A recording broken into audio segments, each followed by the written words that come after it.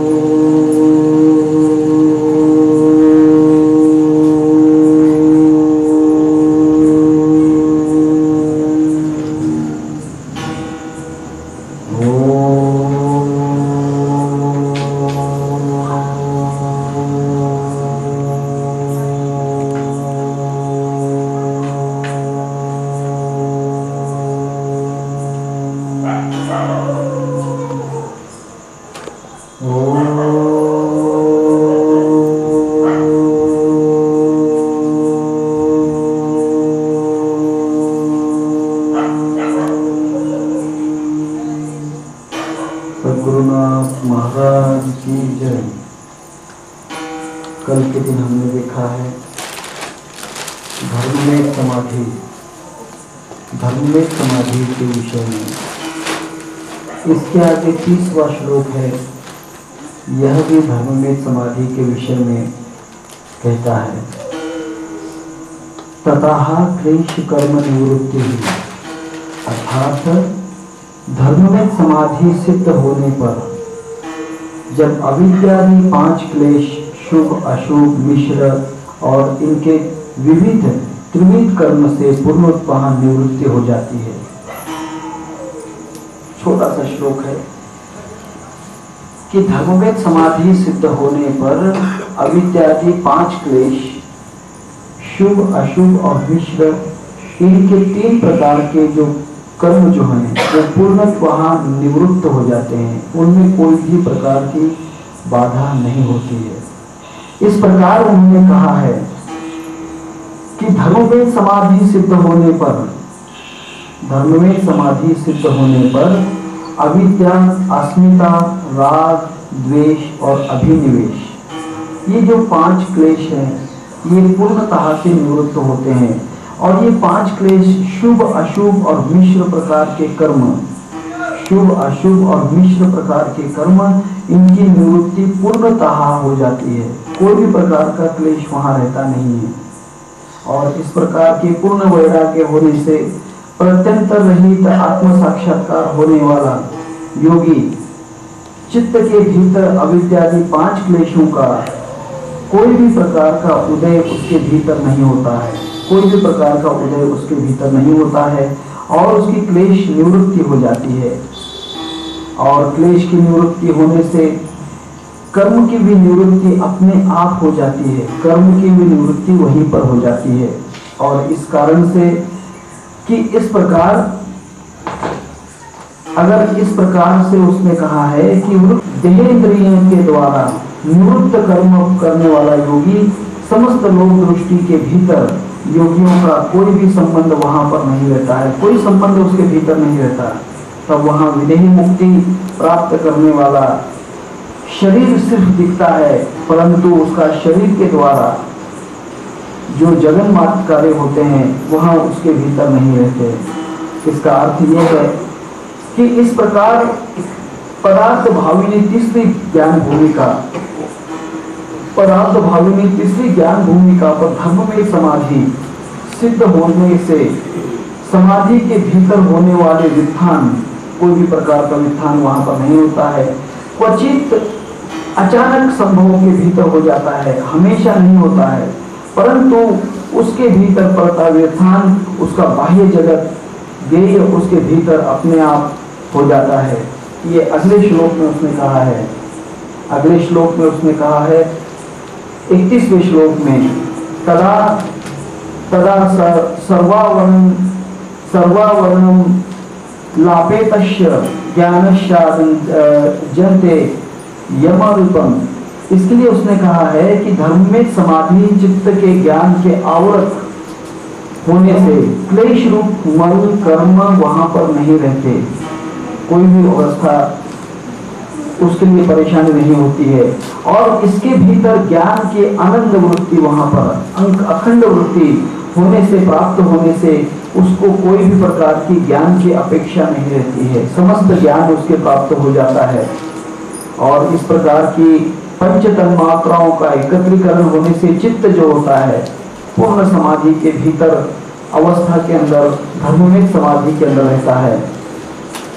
और उसके ऊपर तन्मात्रा सहित सत्व अंश के भीतर उत्पन्न होने के कारण स्वाभाविकता से सत्वगुण भूषित कार्य होता है। सत्वगुण भूषित, कोई भी रजोगुण तमोगुण वहां पर नहीं रहते, सत्वगुण रहता है। और इस प्रकार अविद्यादि 5 क्लेश, तन्मूलक कर्माशय और चित्तमनों के सत्वगुण का ज्ञान रूप धर्म आवृत्त होने से और ज्ञान के वहां पर परिच्छिन्नत्व, अल्पज्ञत्व और उसका संकोच उत्पन्न होने से धर्ममेक समाधि के भीतर पिछले सूत्र से कहे हुए चित्त के ज्ञान का आवरण, चित्त के ज्ञान का आवरण प्राप्त होने से माला का कोई भी प्रकार का नाश नहीं होता है और निष्प्रतिबंध से प्रकाशमान हो सकता है, हमेशा प्रकाशमान। देखिए, ऐसा नहीं है कि समाधि के अंदर है तभी प्रकाश दिखेगा, नहीं, समाधि के बाद भी उसको प्रकाश भी दिखेगा, समाधि के बाद भी उसको प्रकाश ही दिखता है, अखंड प्रकाश दिखता है।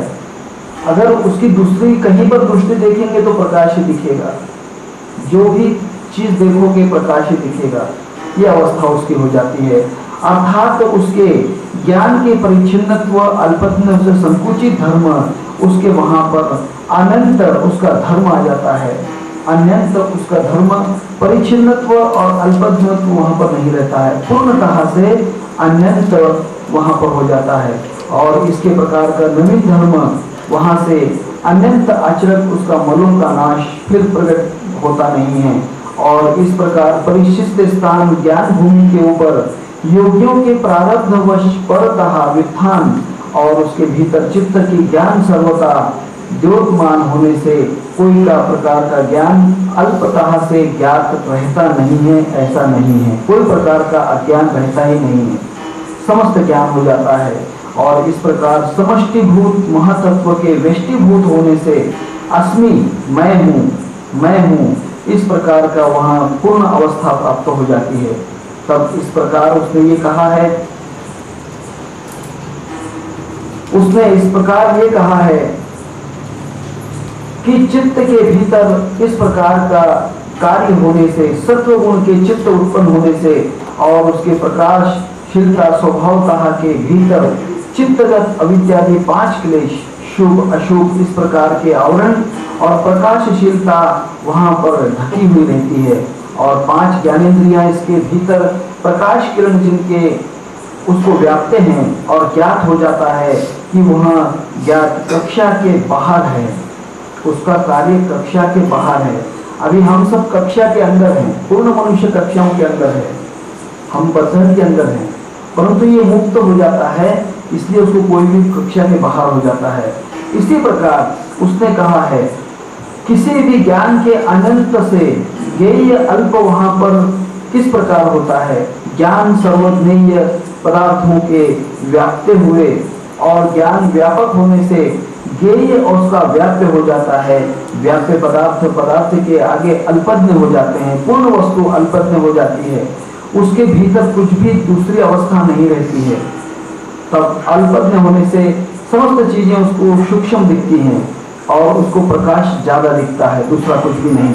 और इसके भीतर उसने कहा है अगर एकाध मनुष्य किसी को सुवर्ण का दागिना, सोने का दागिना जिसको अच्छा लगता हो, वहां उसको प्राप्त होना चाहिए, ऐसी इच्छा होती है, वो चाहता है कि दूसरा प्राप्त हो जाए। इस प्रकार सोने के ऊपर सुवर्ण का जो अत्यंत सराफ के लिए भिन्न नाम रूपों का दागिना, उसके राग द्वेष उसके होने से उसके प्रकार के सोने का अनंत रूप उसके भीतर उसका कार्य करते रहता है। उसके लिए कहा है कि हम मृत्यु के लोक के भीतर जो आजमाने के लिए एक बार गुरुदेव बृहस्पति मनुष्य के पास आए। गुरुदेव बृहस्पति कौन है? बृहस्पति कौन है? हाँ, देवों का गुरु है, समस्त देवों का गुरु बृहस्पति है।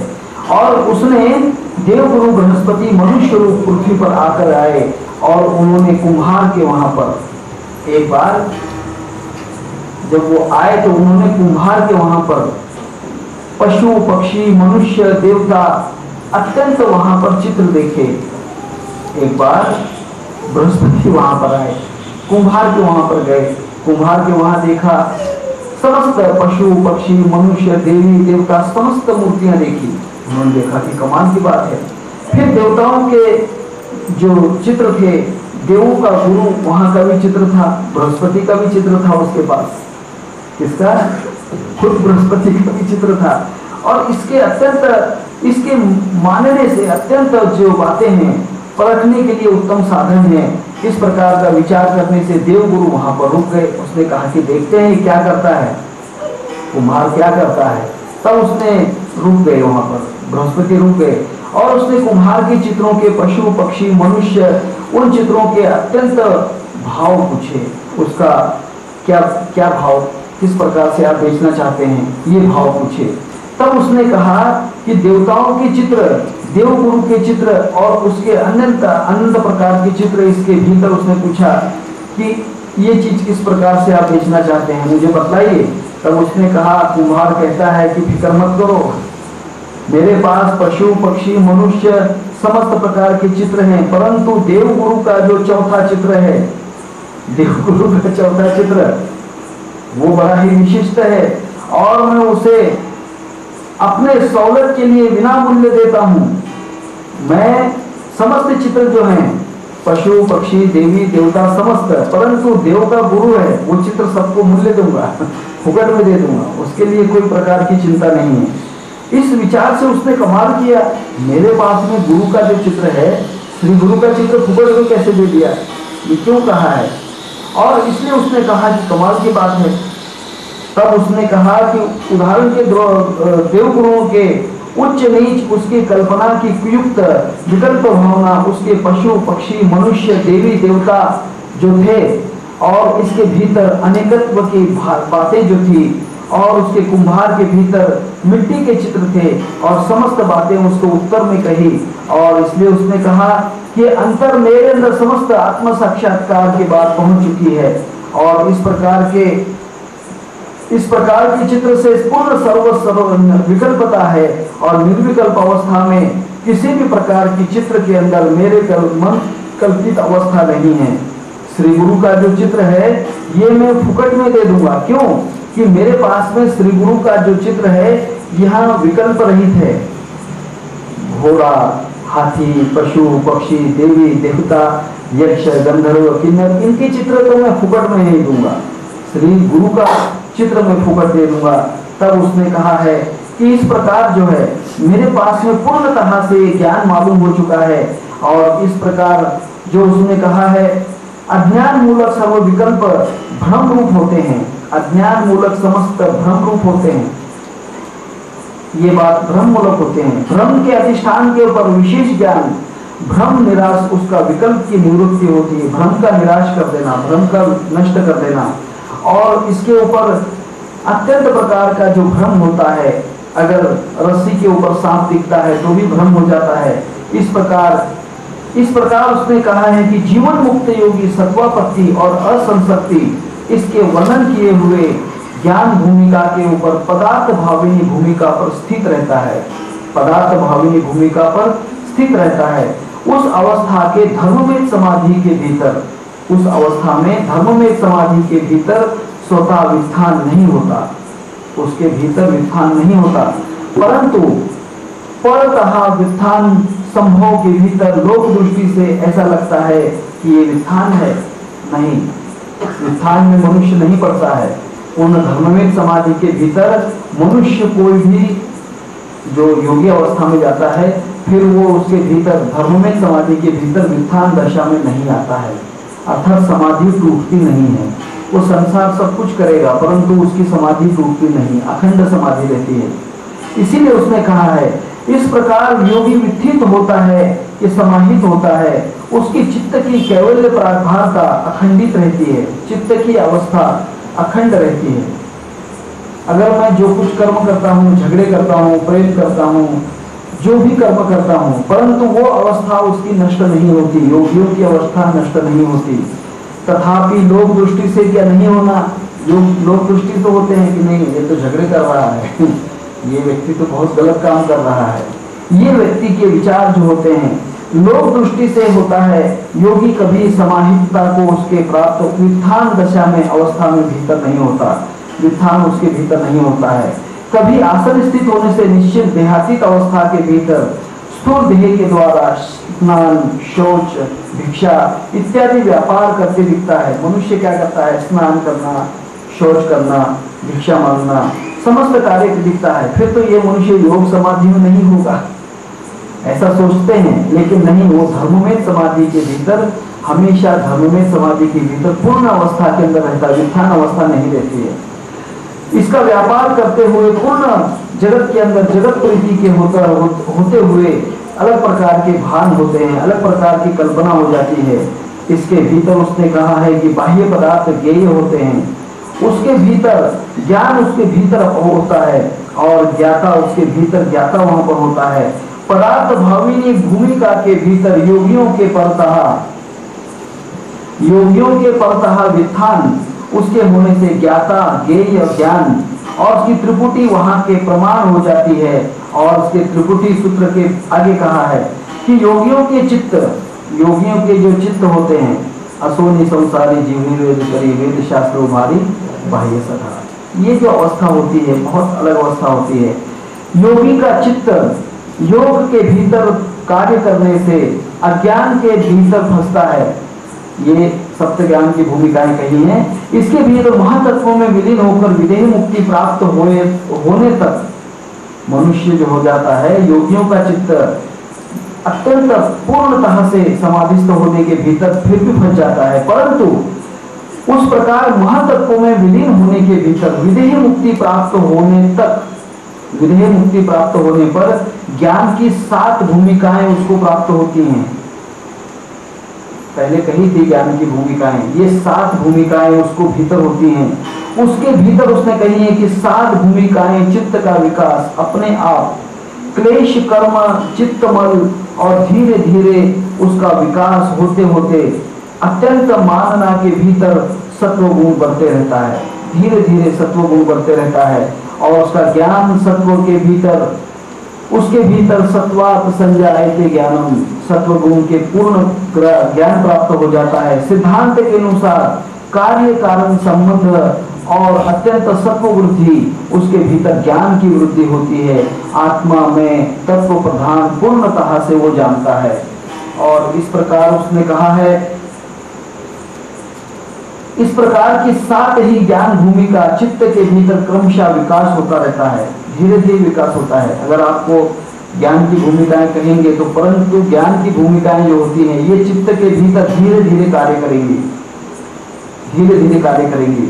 और चित्त के भीतर इंद्रियों का रजोगुण, तमोगुण, क्लेश कर्म, मर्द इत्यादि कर्म कमी कमी करते होते सत्वगुण की वृद्धि, प्रकाश, ज्ञान और उसका अधिकाधिक प्रकट करते हैं, अधिक अधिक अपने आप प्रकट करते रहते हैं। और दिवे के भीतर जो छिद्र होते हैं, दिवे के भीतर छिद्र होते हैं, उसके किरणों का प्रकाश जैसा अपने आप बढ़ते रहता है, उसका प्रकार हो जाता है। जो किरण होते हैं, अगर दीवा है, दिवे के नीचे किरण होता है, किरण दिवे के नीचे होता है, परंतु दीपक के ऊपर देखोगे तो प्रकाश जो है बारीक छिद्र से प्रकाश निकलता है, परंतु उसका प्रकाश अपने आप बाहर फैल जाता है, प्रकाश फैल जाता है। और इस प्रकार जो होता है, विकास काल के भीतर अशुद्धि क्षय से कोई भी प्रकार के कायेंद्रिय सिद्धि निर्माण हो जाती है। और इस प्रकार के सत्व गुण के प्रदीर्घता से उसको अत्यंत प्रकार के ज्ञान शक्ति विशुद्ध और उसकी विकल्पनाओं का उपशम, उसका कार्य रूप और उसका कारण उसके अत्यंत आत्मा के भीतर कार्य करते रहता है। अगर आप योग साधना करते होंगे तो, योग साधना करते होंगे तो, मेरे ख्याल से सब लोग करते हैं, कुछ लोग नहीं करते हैं, कुछ लोग नहीं करते हैं, करना चाहिए। तब आत्मा के ऊपर कार्य होता है। आत्मज्ञान के भीतर सत्वापत्ति और असंशक्ति इन भूमिकाओं की अविद्या के निवृत्ति से मन कल्पित विकल्पनाओं का उपशम और इसका भीतर जगत और उसका भान हो जाता है। और गुणागुणेषु वर्तन्ते, इसका अनुसंधान जागरूक अवस्था के अंदर धीरे धीरे पदार्थ के ऊपर कार्य करते रहता है। और इसलिए उसने कहा है, पदार्थ भाविनी का कार्य क्या होता है? पदार्थ भाविनी अवस्था में ज्ञान रूप के भीतर अंदर बाहर जो अपने अंदर अवस्था होती है बाहर, उस प्रकार के मेरा ही आश्रय है, इस प्रकार के मैं ही नामता रहता हूँ, मैं ही इसके अंदर, देखिए मैं अंदर भी हूँ, मैं बाहर भी हूँ, मैं अंदर भी हूँ, बाहर भी हूँ। और इस प्रकार सर्वत्र मैं ही हूँ, इदम मैं ही हूँ, सबके अंदर मैं ही हूँ और दूसरी कोई अवस्था नहीं। इस प्रकार की प्रतीति उसको प्राप्त हो जाती है। पदार्थ भाविनी के अंदर उसको ऐसा लगता है कि सब कुछ तो मैं ही हूँ, दूसरा है ही नहीं, कोई दूसरा कोई है ही नहीं। तब इस प्रकार उसको हो जाती है अवस्था। इसके भूमि पर ज्ञान की अवस्था, स्थिति के भीतर, समाहित अवस्था के भीतर, निवांत प्रदेश के भीतर दिव्य का निश्चल ज्योत के प्रमाण, ज्योत के जैसा चित्त के भीतर आत्माकार वृत्ति का प्रवाह धीरे धीरे चलते रहता है। और धीरे धीरे लोक दृष्टि से वित्थान अवस्था आने तक उसके अवस्था धीरे धीरे दर्शनों के और आत्मा के स्फुरन अपने आप कार्य करता है। आत्मा स्फुरन हो जाती है। आत्मा आपके अंदर है ही, आपके अंदर आत्मा है, परंतु इतनी दूर है वो, इतनी दूर कहेंगे कि कितनी दूर है? आत्मा से हम दूर हैं, आत्मा हमसे दूर नहीं। समझते बात? आत्मा से हम दूर हैं, आत्मा हमसे दूर नहीं। इसका अर्थ क्या होता है? विचार करो। आत्मा से हम दूर हैं, आत्मा हमसे दूर नहीं। नहीं, अज्ञानी, हाँ, अज्ञान जो मनुष्य होता है, आत्मा से हम दूर हैं, बहुत दूर हैं आत्मा से। जब तो आत्मा दिखती है बहुत छोटी सी दिखती है, परंतु जिस प्रकार से धीरे धीरे हम नजदीक आते हैं, धीरे धीरे नजदीक आते हैं, तब आत्मा पूर्ण प्रकाशित हो जाती है। आत्मा तुम्हारे अंदर है ही, परंतु आप उसके बहुत दूर हैं, बहुत दूर हैं। तुम्हारा चित्त आत्मा से बहुत दूर है, तब तो आपको आत्मा का प्रकाश कितना दिखता है? थोड़ा सा प्रकाश दिखता है। अगर मैंने आंखें बंद की, अगर षण्मुखी मुद्रा लगाई, प्रकाश दिखेगा, लेकिन कितनी देर दिखेगा? प्रकाश कितनी देर दिखेगा? ज्यादा देर नहीं दिखेगा, 5 मिनट 10 मिनट दिखेगा, उसके बाद में नहीं दिखेगा। तब ये आप आत्मा से बहुत दूर हैं, आत्मा आपसे दूर नहीं, क्योंकि आत्मा अपने से, आप खुद से दूर नहीं आत्मा। क्यों? क्योंकि आत्मा के बिना कोई जिंदा रह नहीं सकता है, आत्मा के बिना कोई भी जिंदा रह नहीं सकता। इसलिए आपसे आत्मा दूर नहीं, हम आत्मा से दूर हैं। परंतु जिस जिस प्रकार से आप योग साधना करते हो, उस प्रकार से आपकी आत्मा अपने अंदर खिंच जाती है, और इसी को योग साधना कहते हैं। योग साधना का अर्थ यही है कि आत्मा को अपने नजदीक लाना। आत्म साक्षात्कार का अर्थ क्या होता है? आत्म साक्षात्कार इसे किसे कहते हैं? आत्म साक्षात्कार, आत्म साक्षात्कार उसी का अर्थ है कि आत्मा का साक्षात आकार। अब तक तो देखा नहीं था, आत्मा को अब तक देखी नहीं थी, परंतु अब देख लिया, आत्म साक्षात्कार हो गया। साक्षात हो जाती है आत्मा। जब आपसे दूर रहती है तब साक्षात नहीं रहती, आपके नजदीक आ जाती है, फिर आप साक्षात्कारी हो जाते हो। यही तो बात है, यही तो साक्षात है। और इसी के लिए आत्म साक्षात्कार करना बहुत जरूरी होता है। आत्म साक्षात्कार भक्ति मार्ग से भी प्राप्त होता है, नाम मंत्र से भी प्राप्त होता है, और योग साधना से भी प्राप्त होता है। जिस जिस प्रकार से आप साधना करते हो, उस प्रकार से साधना में प्राप्त होता है। ज्ञान से भी आत्म साक्षात्कार हो सकता है, 100% प्राप्त होता है, ज्ञान से भी प्राप्त होता है, परंतु वह उतना ज्ञानी होना चाहिए। उतना ज्ञानी होगा तो ही आत्म साक्षात्कार हो जाएगा। बिल्कुल अपने आप साक्षात्कार हो जाता है, कोई संबंध नहीं होता, परंतु हम उतने ज्ञानी हैं ही नहीं, हम उतने ज्ञानी नहीं हैं, इसलिए आत्म साक्षात्कार नहीं हो पाता। हाँ, जो ब्रह्म स्वरूप है उसको आप देख सकते हो। आप देखिए, इसके स्वरूप को क्या प्रकार देखते हैं, किस प्रकार देखते हैं? देखिए, 4 पते हैं ब्रह्म के, 4 प्रकार से ब्रह्म मिलता है। 4 पते हैं ब्रह्म के, सत्य चित्त आनंद। चौथा ज्ञान स्वरूप है, कहते वेद और संत। 4 पते हैं ब्रह्म के, 4 पते हैं ब्रह्म के, सत्य चित्त आनंद। चौथा ज्ञान स्वरूप है, कहते वेद और संत। अब 4 पते से किस प्रकार ढूंढेंगे? सत्य के अंदर ढूंढोगे तो बहुत मुश्किल है। सत्य तो है जगत के अंदर, कुछ भी नहीं, सत्य तो असत्य है, पूर्ण जगत असत्य है, ब्रह्म सत्य जगत मिथ्या है। आप वहां तक पहुंच नहीं पाओगे, सत्यता की प्राप्त नहीं हो सकती है, वहां तक बहुत मुश्किल है। तब सत्यता के भीतर प्राप्त करना बहुत मुश्किल है। देखिए, चित्त के अंदर परमात्मा भी प्राप्त होता है योग साधना से। सत्य चित्त आनंद, आनंद के अंदर भी परब्रह्म प्राप्त होता ही है। जब भी आप आनंदित होते हो तब परब्रह्म प्राप्त होता ही है, नजदीक आ जाता है परब्रह्म। और जब आप दुख में होते हो तो परमात्मा से अवस्था दूर हो जाती है। कहते हैं कि भगवान, देखिए आपको मालूम नहीं है क्या, ये बात जानते नहीं है, भगवान बहुत बड़ी परेशानी हो रही है। आप भगवान को याद करते हैं दुख में, भगवान को याद करते हैं, भगवान बहुत बड़ी परेशानी हो रही, कोई दुख दूर हो जाएंगे तो मार्ग अच्छा। इसका मतलब भगवान आपसे दूर है। और जब आप आनंद में रहते हो, पूर्ण सुख में रहते हो, तब आप आत्मा से नजदीक रहते हो। क्यों? आपको ऐसा लगता है कि भगवान मेरे पास है ही है, भगवान आपके संबंध में है, आनंद के अंदर भगवान रहता ही है। हाँ, और चौथा ज्ञान स्वरूप है, कहते वेद और संत। चौथा ज्ञान का स्वरूप है, ज्ञान में भी परब्रह्म परमात्मा होता ही है। ये 4 पते हैं ब्रह्म के, परंतु कौन सा किस प्रकार से ढूंढता है, ये उस मार्ग से प्राप्त होते हैं। आर्त, अर्थार्थी, जिज्ञासु और ज्ञानी 4 प्रकार के भक्त होते हैं। उस प्रकार के भक्तों को किस प्रकार का ज्ञान होता है?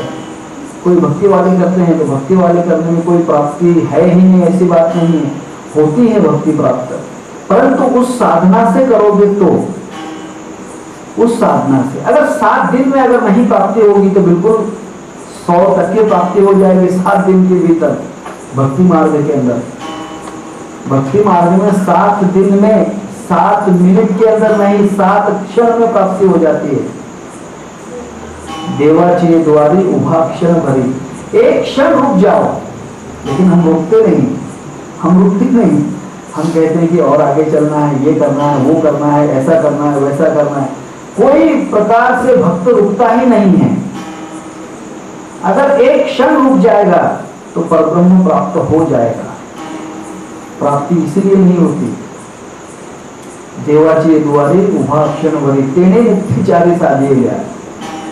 मानते नहीं है लोग, उस बात को समझते नहीं है। अगर ज्यादा से ज्यादा मैं 7 दिन की साधना कहता हूँ, 7 दिन अगर अन्न पानी का भोजन न करते हुए, अन्न पानी का फक्त अपना राम राम का नाम जाप करो, विठल विठल का करो, ओम नमो भगवती, कोई भी मंत्र जाप कर सकते हो, कोई भी मंत्र कर सकते हो। उस मंत्र से भगवान को अपने आप 7 दिन के अंदर अपने आप प्रकट होना ही पड़ेगा, लेकिन नहीं करते।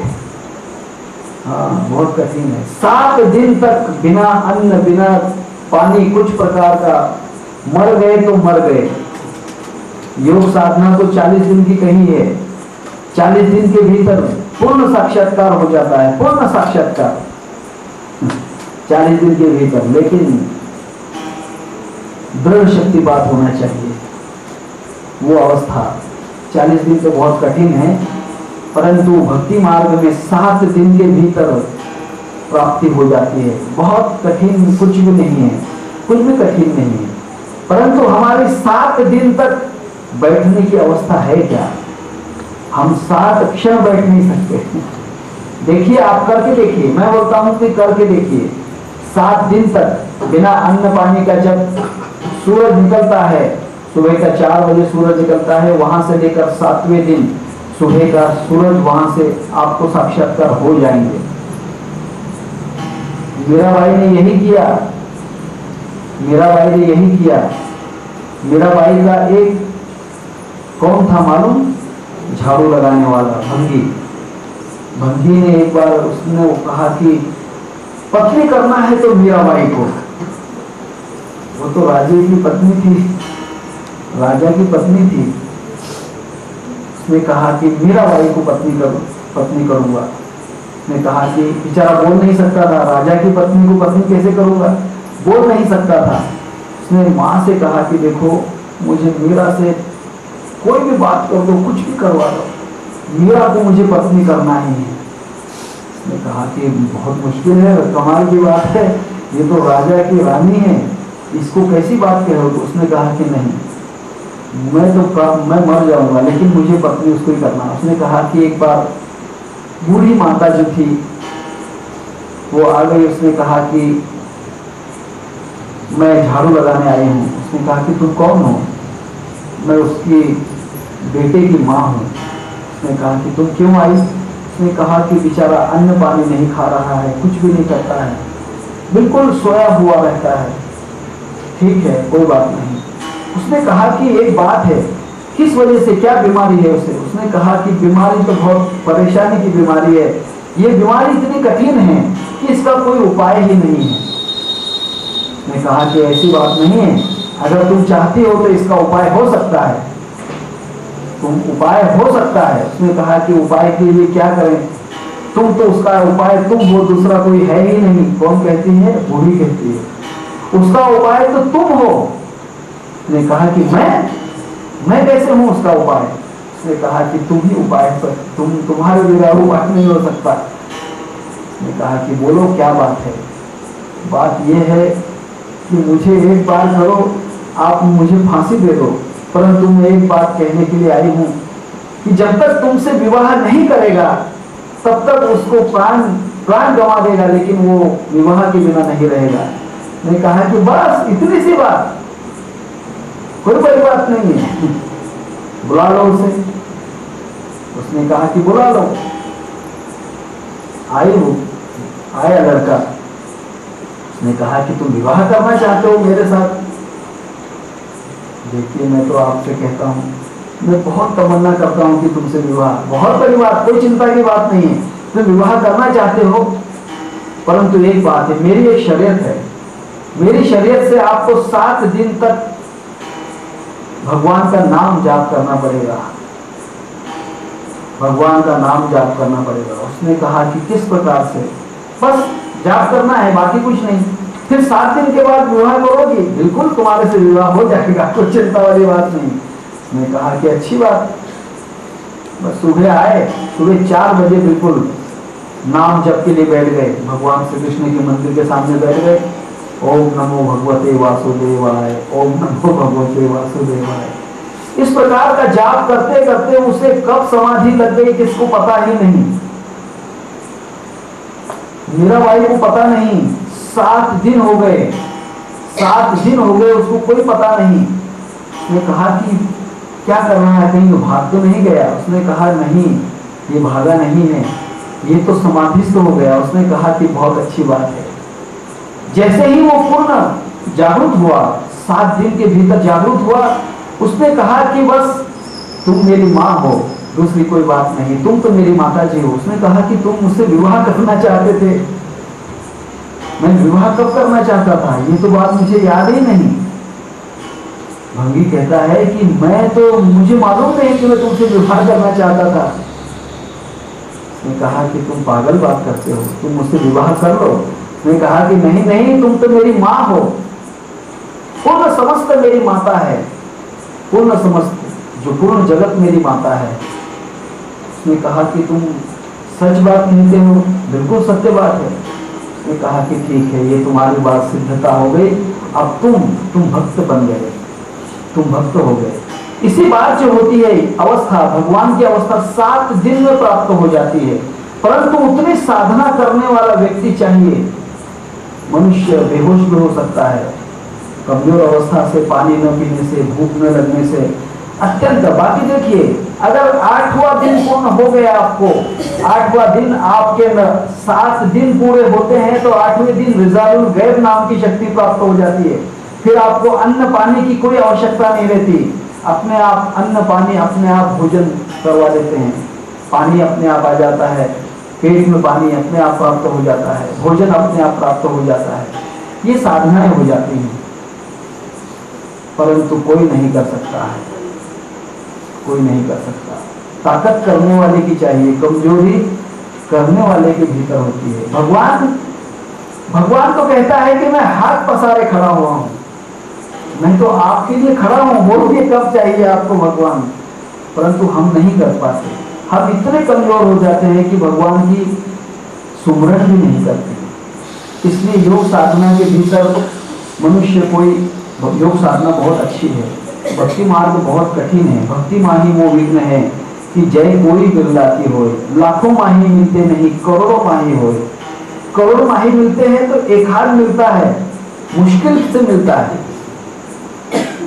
ये जो बात है उसने कही, इस प्रकार की अवस्था उसने कही है कि योगियों के चित्त के आत्मभाव वहां पे उदित होने से बाह्य पदार्थ का कोई भी अभाव वहां से अपने आप उसका अवस्था नष्ट हो जाती है। बाह्य कोई भी जगत नहीं रहता है, जगत रहता ही है, परंतु वो सब चीजें प्रकाशमान दिखती हैं और उसको पदार्थ भाविनी अवस्था कहते हैं, उसको पदार्थ भाविनी अवस्था कहते हैं। इसके आगे 33वें श्लोक में उसने कहा है, 33वें श्लोक में उसने कहा है, ततः कृतानाम परिणाम क्रम समाप्ति गुणानाम। इसलिए उसने कहा है कि इस प्रकार से योगियों के चित्त के भीतर ज्ञान की उत्पत्ति होने से अनंत और नेय का जो ज्ञान होता है उसकी अल्पता उसके भीतर घटक होती है। सतोगुण, रजोगुण, तमोगुण, इस 3 प्रकार के भीतर 3 प्रकार के गुण कृतार्थ होते हैं और उसके भीतर योगियों का चित्त सूक्ष्म अस्मिता से लेकर स्थूल भाव पर्यंत त्रिगुणों का परिणाम कार्य समाप्त हो जाता है, पूर्ण समाप्त। रजोगुण, तमोगुण, सत्वगुण पूर्णतः से नष्ट हो जाते हैं, दूसरी अवस्था कुछ नहीं रहती है। पूर्ण अवस्था उसकी वहीं पर हो जाती है, पूर्ण अवस्था समाप्त हो जाती है। और उसके भीतर उसने कहा है कि अर्थात त्रिगुणों के परिणाम की समाप्ति होने से, त्रिगुण जो होते हैं रजोगुण, तमोगुण, सत्वगुण, 3 गुणों की समाप्ति होने से त्रिगुणों का स्वरूप महातत्व के अहंकार, अहंकार से पंच तन्मात्रा और उसके भीतर अंतकरण, प्राण, कर्मेंद्रिय, ज्ञानेंद्रिय और पंच भौतिक स्थूल देह, और इस प्रकार परिणाम, स्पंदन और क्रम से अपने आप धीरे धीरे प्राप्त होते होते फिर समाप्ति हो जाती है, धीरे धीरे समाप्ति हो जाती है। और उसको परिणाम क्रम की परिसमाप्ति हो जाती है। परिणाम क्रम जो होते हैं अत्यंत अहंकार, रजोगुण, तमोगुण, सत्वगुण, उसके भीतर महातत्व के भीतर अहंकार, अहंकार से पंच तन्मात्रा, उसके भीतर अंतकरण, पंच तन्मात्रा, कर्मेंद्रिय, ज्ञानेंद्रिय, समस्त जो पूर्ण शरीर जो होता है, पूर्ण 25 तत्वों का शरीर है, कोई 36 तत्वों का कहते हैं, कोई 96 तत्वों का कहते हैं, अलग अलग न्यारे न्यारे प्रकार कहते हैं, परंतु 25 तत्वों का शरीर है। परंतु कोई 36 तत्वों का कहते हैं, कोई 96 तत्वों का कहते हैं। और इस प्रकार उसने कहा है कि समस्त कर्म जो होते हैं परिणाम क्रम से परिसमाप्ति हो जाती है। कुछ भी वहां पर कार्य, जो शरीर के कार्य वहां पर नहीं रहते हैं, शरीर के कार्य वहां पर नहीं रहते, सिर्फ शरीर कार्य करेगा परंतु शरीर को होश नहीं रहेगा कि मैं कार्य कर रहा हूं। परंतु हम क्या करते हैं, अब देखिए, मैंने भोजन किया, हम क्या करते हैं, मैंने भोजन किया, मैंने पानी पिया, परंतु जो योगी होता है, योगी के भीतर मैंने भोजन किया ये अवस्था नहीं रहती, मैंने पानी पिया ये अवस्था नहीं रहती, मैंने इस प्रकार का कर्म किया ये भी अवस्था नहीं रहती है। पूर्ण अवस्था विलीन हो जाती, कर्म सब करता है परंतु अवस्था उसमें नहीं रहती, बिल्कुल अबोध हो जाता है। इसलिए तो वो मौन रहता है, बातें बिल्कुल नहीं करता, बात नहीं कर सकता, क्या बोलेगा, बोल क्या सकता है बेचारा, बोल ही नहीं सकता। इसी कारण से उसकी पूर्ण अवस्था, पूर्ण परिसमाप्ति हो जाती है। कार्य सब होते हैं परंतु पूर्ण समाप्ति हो जाती है। और इसी प्रकार उसने कहा है कि वहां पर उस अवस्था के भीतर चित्त पहुंचने पर, उस अवस्था के भीतर चित्त पहुंचने पर योगियों का परतः वित्थान नहीं हो सकता, उसका वित्थान नहीं हो सकता। एक बार अगर देखिए मिट्टी से सोना बन गया तो जिंदगी में वहां मिट्टी बन नहीं सकती। मिट्टी से अगर सोना बन गया, मिट्टी से सोना बनाते हैं ना, काहे से बनाते हैं सोना, मिट्टी से बनाते हैं, मिट्टी से सोना बनाते हैं, फिर उसकी मिट्टी से सोना बन गया तब उसकी मिट्टी नहीं हो सकता है। 1000 वर्ष, करोड़ों वर्ष तक उसको मिट्टी को सोना जो है मिट्टी में रखेंगे फिर भी वो मिट्टी नहीं हो पाता। इसलिए उसने कहा है संत बीज पलटे नहीं, जुग जुग हुए अनंत, अनंत जुग में देह धरे। आखिर संत के संत, कोई फर्क नहीं रहता उसमें कुछ भी फर्क नहीं रहता है, वो संत ही रहता है। अगर वो चींटी के अंदर रहेगा तो संत स्वरूप रहेगा, शेर के अंदर रहेगा तो संत स्वरूप। एक बार पता है आपको, हाँ, एक बार नरसिंह मेहता जो थे, नारद जी, नरसिंह मेहता का जन्म कैसा हुआ, नारद जी एक बार जूनागढ़ के जंगल में गए, नारद जी की बहुत जमाने की बात है, वहां पर शेर उसको दिखा, तो शेर उसके ऊपर दौड़ कर छलांग लगा कर गया। सोचा कि इसका शिकार करना चाहिए, नारद का शिकार करने के। उसने कहा कि भाई क्या करते हो, मुझे क्यों खाते हो। उसने उसको क्या किया मालूम है, अपना वीणा जो था, वीणा लेकर नारायण नारायण ये प्रकार का वीणा बजाने लगा। धीरे धीरे वो शेर जो था शांत होते गया, शेर जो था शांत होकर गया। उसने प्रकार से धीरे धीरे इतना शांत बैठ गया। बैठने के बाद उसने बस आंखें देखती हैं, धीरे धीरे फक्त कान से सुनाई देता है नारायण नारायण। इस प्रकार की अवस्था में वो इतना लीन हो गया, समाधि अवस्था के अंदर चला गया। शेर जिंदा शेर था बेचारा, जिंदा शेर था, पूर्ण समस्त लीन हो गया। उसने कहा था, उसने बहुत अच्छी बात है, परंतु एक बात करोगे क्या, आप ये अवस्था को आप प्राप्त होगे तो फिर आपको मनुष्य अवस्था प्राप्त करना चाहिए। शेर की अवस्था प्राप्त होती है, परंतु मनुष्य अवस्था के भी अगर मोक्ष नहीं हो सकता, तब उसने कहा कि मैं तुम्हारा जो है इस जन्म में मोक्ष करा के फिर अगले जन्म में आप पुरुष की प्राप्ति करोगे, तब आप एक नरसिंह मेहता नाम के बहुत बड़े संत हो जाओगे, आपको आशीर्वाद है। और वहां शेर जो था, शेर दूसरा जन्म उसने नरसिंह मेहता का लिया। नरसिंह मेहता उसका जन्म हुआ।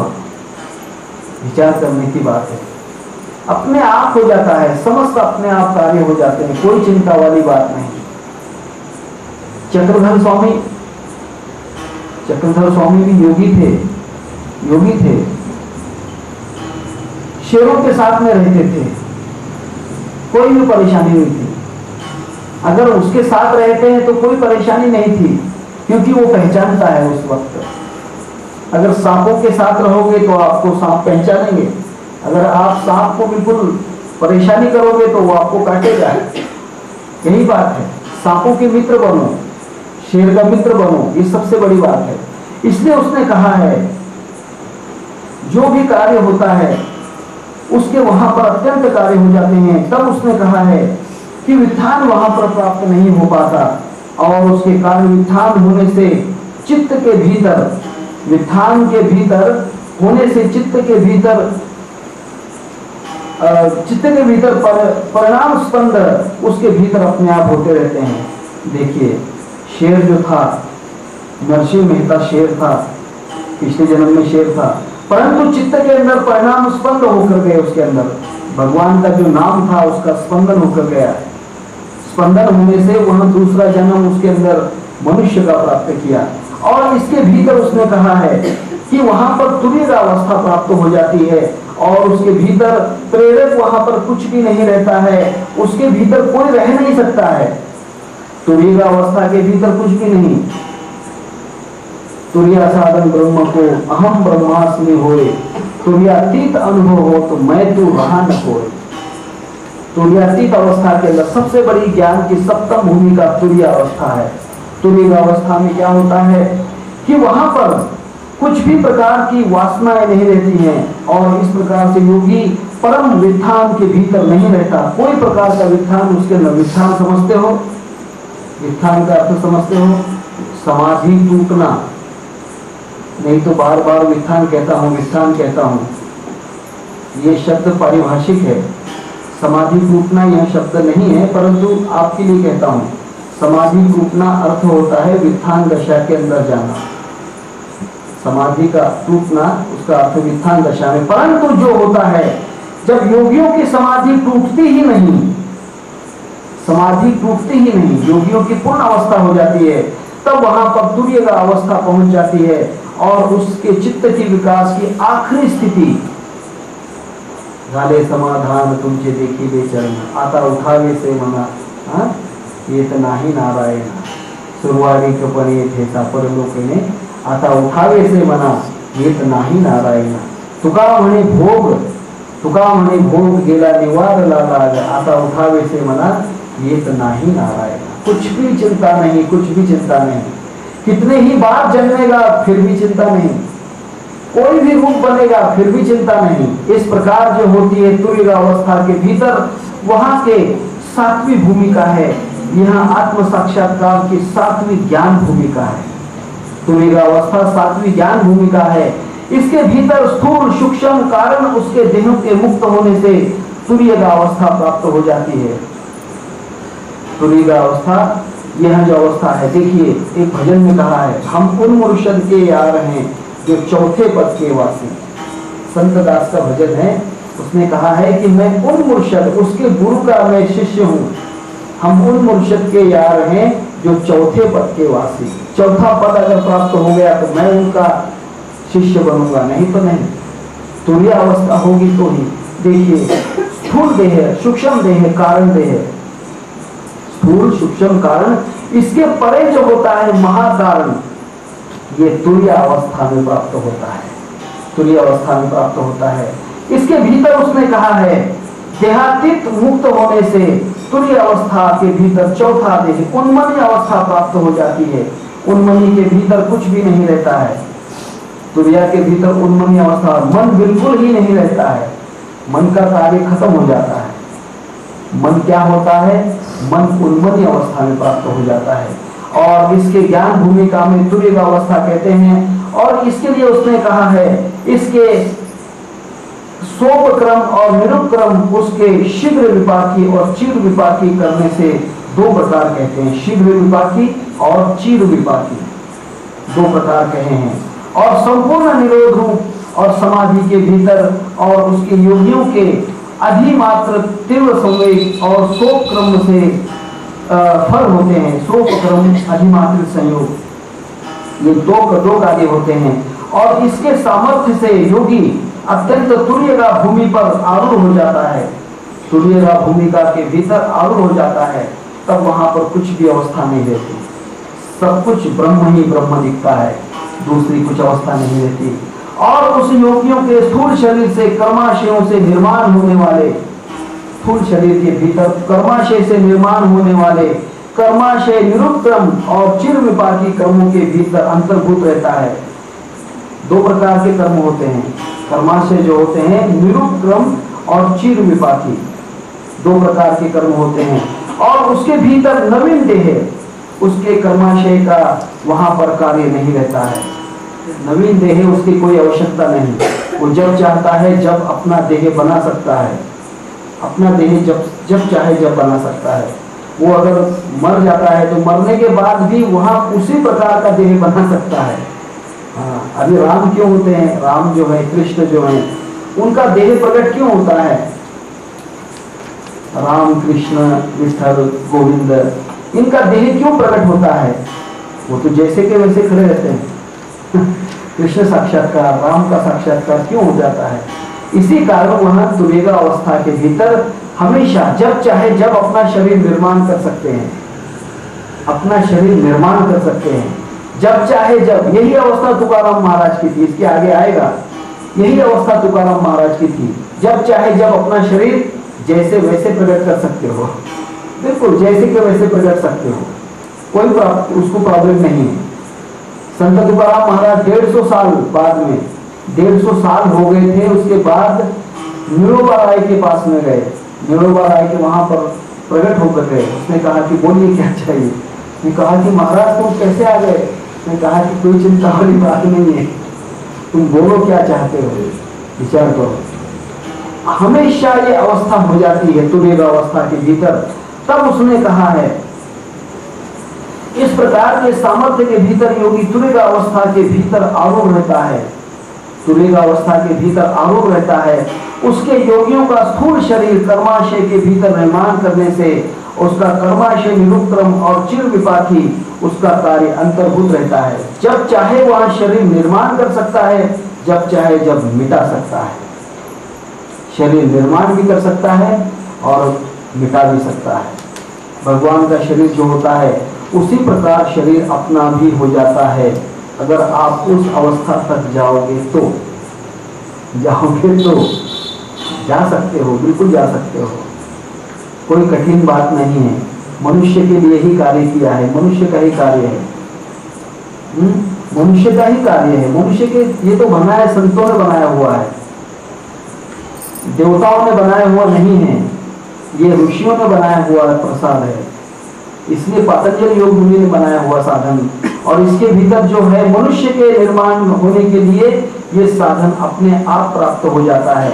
और इसीलिए उसने कहा है कि नवीन देह निर्माण होने का कर्माशय उसके भीतर नहीं रहता है, फिर नया देह बनाने की कोई आवश्यकता नहीं, जब चाहे जब नया देह बन सकता है। अब उसके भीतर वहां पर कोई प्रकार का देह कारण कर्माशय मूल क्लेश हो जाते हैं और उसके धर्म में समाधि के भीतर निवृत्त हो जाते हैं, धर्म में समाधि के भीतर निवृत्त हो जाते हैं। और उसी अवस्था से भूमि पर मनुष्य पुनर्जन्म अपने आप प्राप्त कर सकता है, जब चाहे जब पुनर्जन्म प्राप्त हो जाता है।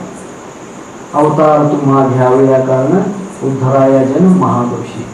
भगवान का, राम का, कृष्ण का किसी प्रकार लिया है, क्योंकि उस तुरेगा अवस्था में है, जब चाहे वो प्रकट कर सकते हैं, उस अवस्था में प्रकट हो जाता है। इसी प्रकार उसने कहा है कि जो कर्माशय के भीतर प्रकृत देह निर्माण हो जाता है, उसके निरुपक्रम से अंतर्भूत होने से देह के अस्तित्व और उसके कर्म का परिपाक होने तक वहां उसका कार्य करते रहता है। देखिए राम का देह कितने दिनों तक रहा, राम का देह कम से कम 1000-1500 वर्ष रहा होगा राम का देह, फिर विलीन होकर गए, फिर कृष्ण का शरीर आया। ये जो उसका देह है, जब तक देह रहेगा तब तक उसके भीतर कार्य रहेगा। अगर वो चाहता है तो उसी क्षण नष्ट कर सकता है, उसी क्षण अपने आप गुप्त कर सकता है।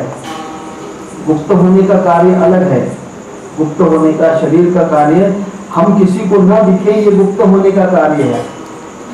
परंतु अपना शरीर विलीन हो जाना, अपना शरीर विलीन हो जाना, जैसे संत तुकाराम महाराज अपना शरीर विलीन भाव में लेकर गए, और इसी कारण उन्होंने कहा है कि ये योगी विथान रहित और गाढ़ समाधि अवस्था के भीतर उसका शरीर कितने भी काल तक उसका शरीर उसी अवस्था में रहता है। यही तुरेग अवस्था होती है।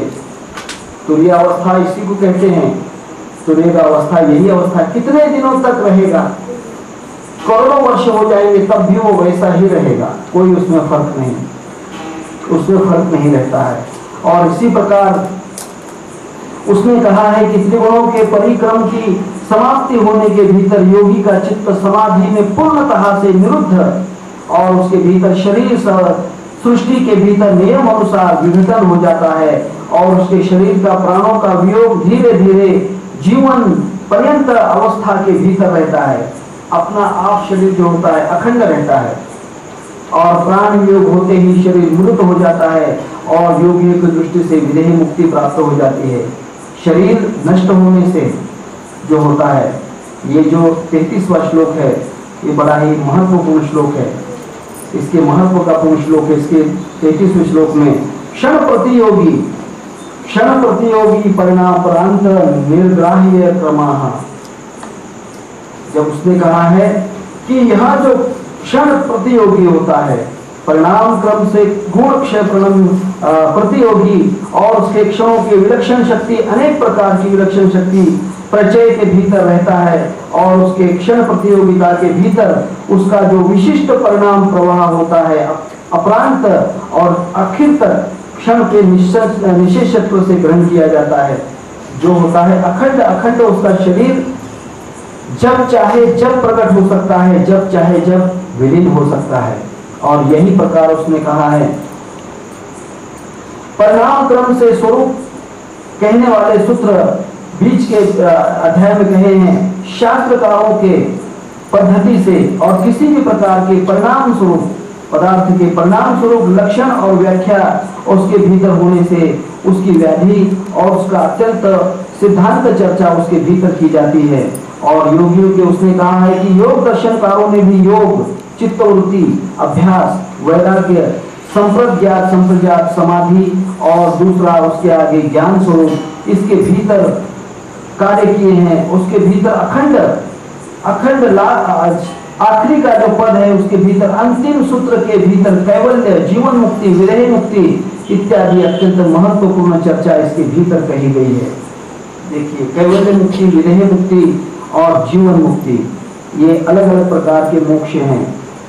समीपता, स्वरूपता, सायुक्ता और कैवल्य मोक्ष, ये जो होती है जीवन मुक्ति, विदेह मुक्ति, ये जो अवस्थाएं कही हैं, इस प्रकार क्रम से और अत्यंत प्रकार के उसने कारण जितने भी सूत्र के भीतर कहे हैं, वो उसने कहा है कि कोई भी प्रकार का कार्य अविद्या का नाश होते हुए भी अविद्या मूलक सर्व जगत नष्ट नहीं हो पाता।